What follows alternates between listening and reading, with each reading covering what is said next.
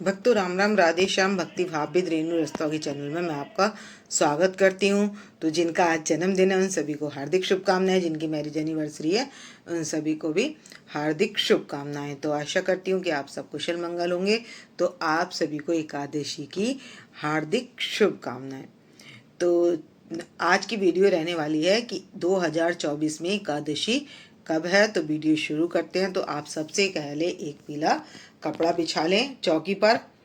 तो आपके एक लड्डू गोपाल जी हैं या जुगल जोड़ी सरकार हैं, जो भी आपके हैं, तो आप उनको विराजमान कर लीजिए। तो मैंने यहाँ पर अपने छोटे लाला को विराजमान कर लिया है। तो सभी के दर्शन कर लीजिए। और ये हमारे कान्हा जी हैं, इनके दर्शन कर लीजिए। ये हमारी राधा रानी है, इनके दर्शन कर लीजिए। और ये हमारे लड्डू गोपाल जी हैं, इनके दर्शन कर लीजिए। और ये हमारी गौ माता है, तो इनके भी दर्शन कर लीजिए। तो मैंने सभी को पधार लिया है और तिल का आसन देकर मैंने सभी को यहाँ पर पधार लिया है। तो भक्तों आज की वीडियो रहने वाली है कि जो एकादशी है उसका क्या नाम है और कौन सी एकादशी है और किस महीने में पड़ती है। तो भक्तों श्री कृष्ण जी पूछते हैं, क्या पूछते हैं कि हे अर्जुन, इस ये क्या है।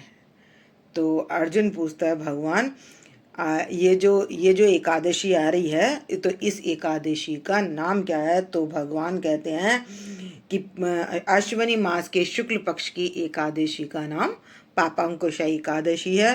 तो जैसे ही इसके नाम से विदित है, पापों पर अंकुश लगाने वाली या पापों का नाश करने वाली, तो ये एकादशी समस्त पापों का नाश करने वाली है और समस्त रोगों से दूर कराने वाली है और विष्णु लोक की प्राप्ति कराने वाली है। और अर्जुन जो इस एकादशी का व्रत नहीं करते, तो इस एकादशी का व्रत न करने वाले को पाप घेर लेते हैं। तो चलिए शुरू करते हैं। तो हम सबसे पहले एकादशी कब है। तो भक्तों एकादशी 2024 में अक्टूबर की है या 14 अक्टूबर की है। तो भक्तों 13 तारीख को सुबह आ रही है एकादशी। कितने बजे? 9:11 पर एकादशी आ रही है और दिन है संडे का। तो और जो 14 तारीख की एकादशी है हमारी, तो वो सुबह 13 तारीख को 9:11 से आ रही है और 14 तारीख की सुबह 6:31 तक रहेगी। तो हमें सूर्य व्यापिनी जो एकादशी मिल रही है वो मिल रही है 14 तारीख को, और 13 तारीख को सुबह जो 9 बजे आएगी तो सूर्य व्यापिनी भी नहीं है और 9 बजे तक उसमें दशमी वेदी का अंश रहेगा। तो इस कारण से हमने सूर्य व्यापिनी जो एकादशी मिल रही है वो मिल रही है हमें 14 अक्टूबर की।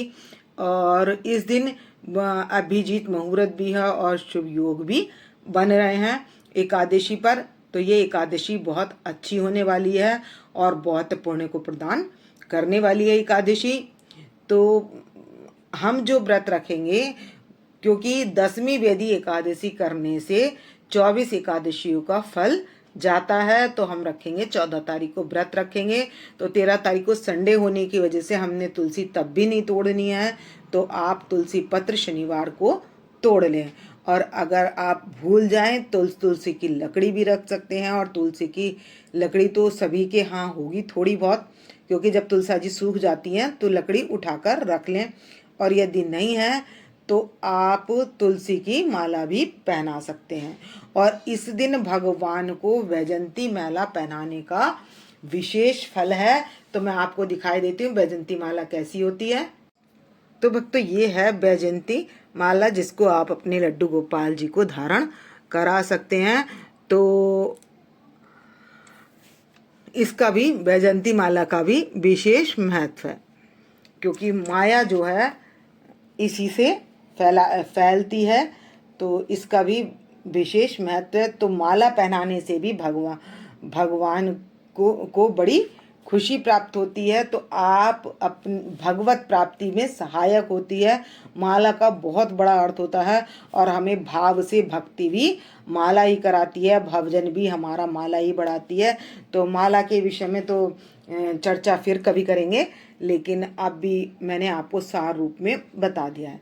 तो आप अपने लड्डू गोपाल जी को, कान्हा जी को, बलराम जी को, और आपके 2 लड्डू गोपाल जी हों तो एक को कृष्ण और एक को बलराम, इस भाव से आप अपने लड्डू गोपाल जी की सेवा करें।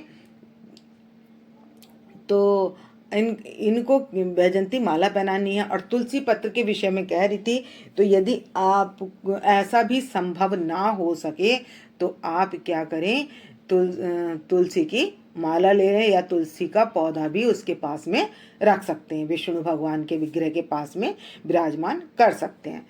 तो मैंने आपको ये 2-3 तरीके बता दिए हैं, तो आप इस तरीके से अपने विष्णु भगवान की पूजा कर सकते हैं। और इसके बाद मैं कलश की स्थापना कर लूँगी और गणेश जी के तिल के आसन पर विराजमान कर लेंगे और कुशा लेकर मैं सभी को शुद्धिकरण कर लूँगी। तो आप चाहें तो शुद्धिकरण जल से डालकर पुष्प से कर सकते हैं या कुशा से कर सकते हैं। तो मैं यहाँ पर सभी का शुद्धिकरण कर लूँगी और उसके बाद पहुँच दूँगी।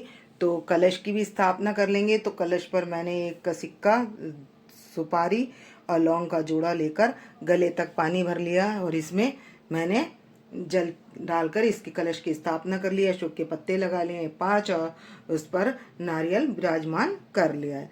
और अब यहीं पर हम सूखे कपड़े से जो हमने छीटा लगाया उसको अब पहुँचने के बाद मैं इनको वस्त्र धारण करा दूंगी।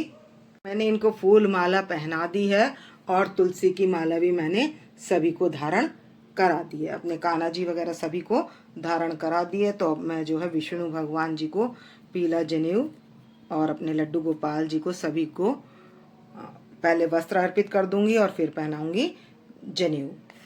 गणेश जी के पास भी वस्त्र अर्पित कर देंगे और मैंने इनका काला तिल का आसन देकर इनको विराजमान कर दिया है। और यहाँ पर कर देंगे हम इनको जनेऊ धारण करा देंगे इनको, और विष्णु भगवान के पास ये ललित जनेऊ धारण करा देंगे।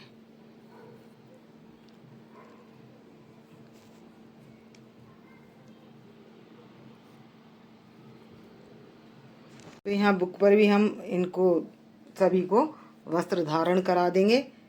और यहाँ हमारे विष्णु भगवान जी हैं, तो हम विष्णु भगवान जी को पीला हिस्सा और जिधर से हिस्सा रेड है लक्ष्मी जी को, तो विष्णु भगवान जी की लक्ष्मी जी की सहित पूजा की जाती है। जो बैठी हुई चरण दबा रही हों तो ऐसी जो ये चाहे आपके पास मूर्ति हो या फोटो हो तो आप उससे विष्णु भगवान की पूजा कर सकते हैं। मैंने सभी को वस्त्र धारण करा दिया है और अब इनके लगा देंगे सभी के तिलक।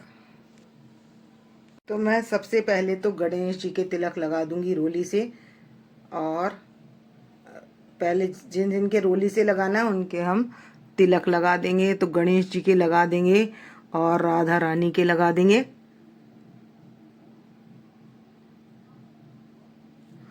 और हम अपनी लक्ष्मी माता के लगा देंगे, गाय के लगा देंगे, सभी के हम तिलक लगा देंगे। और बुक पर भी जो लक्ष्मी जी वगैरह हैं ये सब इनके भी सभी के हम लगा देंगे। और मैं अब लगाऊंगी मैं चंदन से तिलक। तो चंदन से तिलक हम अपने विष्णु भगवान जी के लगा देंगे और अपने लड्डू गोपाल जी के भी लगाएंगे, कान्हा जी के भी लगाएंगे। तो सभी के चंदन से तिलक लगा देंगे।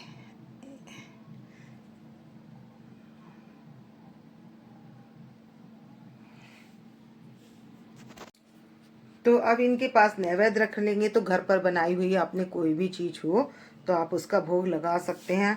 तो अब मैं फलों का भोग लगा दूंगी।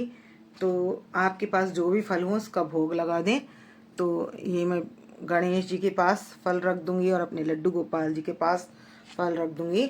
और ये अपनी राधा रानी के पास लाल फल रख देंगे और लक्ष्मी जी के पास भी हम लाल फल रख देंगे।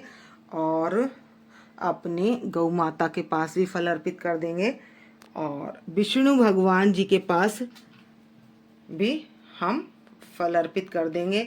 और आपके पास यदि कमल का पुष्प हो तो आप कमल का पुष्प भी अर्पित कर सकते हैं। और आपके पास यदि कमल का पुष्प ना हो तो गुलाब का पुष्प भी लक्ष्मी माता और राधा रानी के चरणों में अर्पित कर सकते हैं। तो मैंने सभी को यहाँ पर फलों का भोग अर्पित कर दिया है। और अब एक जला लेंगे अखंड दीप कलश के पास में और एक जला लेंगे हम पूजा के लिए। तो उसके बाद हम कथा शुरू करेंगे। तो एक कटोरी में माखन मिश्री रख लें या मखाने की खीर रख लें, या आपने मावे की बर्फी घर में बनाई हो तो वो भी रख लें। और गाय के दूध से निर्मित हो तो ज़्यादा अच्छी है, और नहीं है तो आप जो दूध थैली का आता है जो भी यूज़ करते हैं उसी से बनाकर रख सकते हैं। तो और यहाँ मैंने लिए ड्राई फ्रूट पंचमेवा ले लिया, और ये तुलसी पत्र मैंने कटोरी में निकाल कर रख लिए।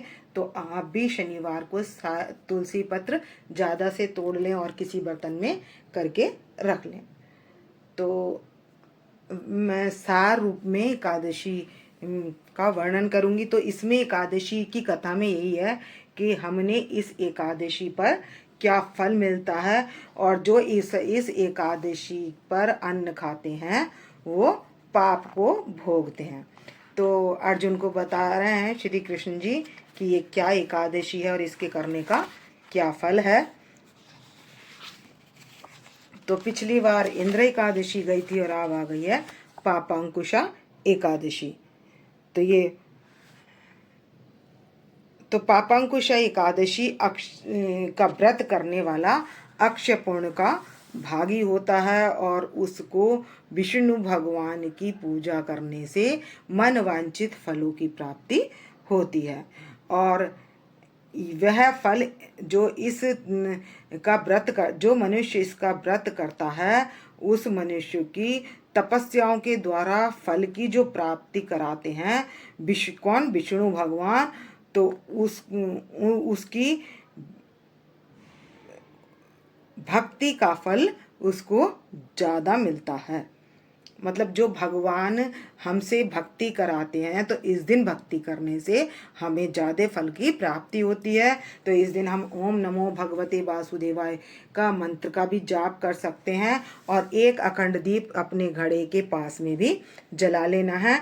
ये दीपक तो पूजा का हो गया, और एक अखंड दीप जला लेना है। मेरी अखंड ज्योत मंदिर में जल रही है तो इसलिए मैंने यहाँ पर रखी नहीं है। तो और क्या है, जो शिव जी विष्णु भक्त शिव जी की निंदा करता है वो घोर नरक में पड़ता है। और इस व्रत के करने से अश्वमेध यज्ञ का फल का प्राप्ति होती है, और राजसूय यज्ञ करने का भी फल इसी एकादशी के फल के 16वें हिस्से के बराबर होता है। जैसे हम 100 अश्वमेध यज्ञ करेंगे तो ये एकादशी के 16वें हिस्से के बराबर होता है। और इस एकादशी से पवित्र कोई तिथि इस संसार में नहीं है। और ये एकादशी के उपवास करने से किसके दर्शन, यम के दर्शन नहीं होते, और मनुष्य का शरीर स्वस्थ होता है। और क्या होता है, इस एकादशी पर रात्रि जागरण करने से मनुष्य स्वर्ग का अधिकारी हो जाता है और विष्णु लोक की प्राप्ति होती है। और इस एकादशी का जो व्रत करते हैं, मातृ पक्ष के 10 पुरुष और पितृ पक्ष के 10 पुरुष और स्त्री पक्ष के 10 पुरुष और विष्णु का में भेष धारण करके आभूषणों से युक्त कहाँ जाते हैं, विष्णु लोक को जाते हैं। अश्विनी मास की पंकुशा एकादशी को करने वाले को हरि लोक मिलता है। और जो इस दिन गौ, अन्न, जल और उपहान, वस्त्र, छत्र आदि का दान करते हैं तो उन्हें ये कभी यम के दर्शन नहीं होते। दरिद्र मनुष्य को भी यथाशक्ति दान देकर पूर्ण करना चाहिए। जो मनुष्य तालाब, कुआं, वावड़ी, धर्मशाला, प्याऊ बनवाते हैं उन्हें नरक में दुख नहीं भोगने पड़ते। और इस लोक में निरोगी होकर दीर्घायु को प्राप्त करके पुत्र पात्रादि धन आदि से संपन्न होकर के स्वर्ग लोक को जाते हैं, यानी कि विष्णु लोक को जाते हैं, और उनकी कभी दुर्गति नहीं होती। तो ये सार रूप में मैंने आपको कथा श्रवण करा दी। अब आते हैं 26 कथा के बाद ले लेंगे, ये शुरू में ही होते हैं 26 एकादशियों के नाम। तो ये हम 26 एकादशियों के नाम ले लेंगे। उसके बाद हम कर लेंगे विष्णु भगवान जी की आरती। आप चाहें तो ओम जय जगदीश भी कर सकते हैं। जो भी आपको विष्णु भगवान की आरती याद हो आप उसी को कर सकते हैं। उसके बाद हम दक्षिणा के पैसे जो हमने हाथ में लिए थे तो संकल्प करना होता है। तो संकल्प में अपना जम्बू दीपे भरत खंडे जो भी आपका नाम है और जो भी आपका गोत्र है वो लेकर फल समर्पयामि, मतलब जो भी आपको फल है, जो भी आपकी मनोकामना है उसको मांगकर उसके निमित्त आप इसको संकल्प को गणेश जी के पास या विष्णु भगवान जी के पास अर्पित कर सकते हैं। और उसके बाद हम कर लेंगे आरती। तो मैं घंटी बजाकर कर लूँगी आरती। मैंने जोत जला ली है तो कर लेंगे आरती। तो मैं करूँगी यहाँ पर बांके बिहारी की आरती। बांके बिहारी तेरी आरती गाऊं, हे गिरधर तेरी आरती गाऊं, आरती गाऊं प्यारे तुमको मनाऊं, हरि चरणों में शीश झुकाऊं, मैं बांके बिहारी तेरी आरती गाऊं चरण। तो आपको जो पारायण करना है, जो 13 तारीख को व्रत करेंगे वो 14 तारीख को दोपहर 1 बजे के बाद पारायण करेंगे, और जो 14 तारीख को व्रत रखेंगे वो 15 अक्टूबर को सुबह 6:30 बजे से लेकर 8:30 बजे तक पारायण कर सकते हैं। बात कर लेंगे गंगा जी की आरती। और गंगा जी की आरती के बाद हम थोड़ा सा जल लेकर, शंख का जल लेकर मैं और इसको जोत को ठंडी कर दूंगी। तो हमने यहाँ से शंख का जल ले लिया था और जोत ठंडी करने के बाद सभी देवी देवताओं को दे दी। और उसके बाद ये जोत हम भी ले लेंगे और आप सब भी इस जोत को ले लें। और इसके बाद हम कर लेंगे क्षमा प्रार्थना क्योंकि हमारे से कितनी भी शुद्धि करें लेकिन फिर भी हमसे कोई ना कोई त्रुटि हो ही जाती है। तो आप कर लेंगे क्षमा प्रार्थना।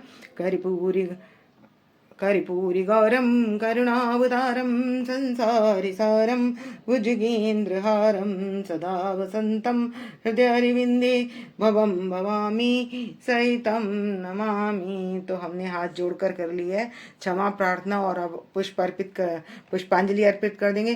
पुष्पांजलि अर्पण करूं ग्रहण करो महाराज, कृपा दृष्टि अवलोकिए शरण की लाज। तो 3 बार कहने के बाद हम पुष्पांजलि विष्णु भगवान जी के पास या गणेश जी के पास, किसी के पास भी अर्पित कर देंगे।